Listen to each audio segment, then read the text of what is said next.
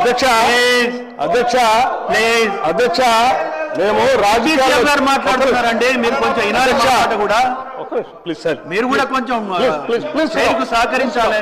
Please కూర్చోండి, అందరు కూర్చోండి. ప్లీజ్ అధ్యక్ష, ఇప్పుడు అక్కడ ఒక గౌరవ ఉప ముఖ్యమంత్రి గారు లేచినప్పుడు మనం కూడా చూసి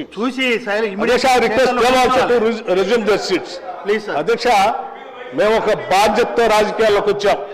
అడ్డగోలుగా మీలాగా రాష్ట్రం మీద పడి బరి తెగించి దోపిడీ చేసుకోవడానికి రాలేదు.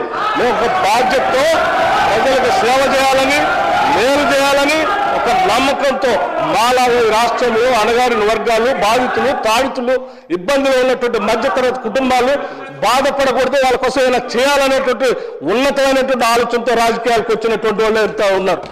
మీలాగా అడ్డగోలు పనులు చేసి ఈ రాష్ట్రాన్ని దోపిడీ చేసి సర్వనాశనం చేసి 8 లక్షల కోట్ల రూపాయలు దీని మీద పారవేసిపోయే విధంగా మేము రాలేదు.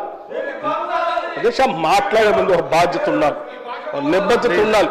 గౌరవ సభ్యులు మాట్లాడేటప్పుడు, ఒక స్టేట్మెంట్ చేసేటప్పుడు ఒళ్ళు దగ్గర పెట్టుకొని మనం మాట్లాడేది కరెక్టా కాదా, ఇది మనం ఏం చేస్తున్నాము నిబద్ధతతో మాట్లాడాలి.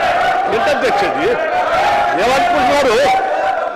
ఏది పడితే అది మాట్లాడితే తెలుస్తుంది అనుకుంటున్నారా?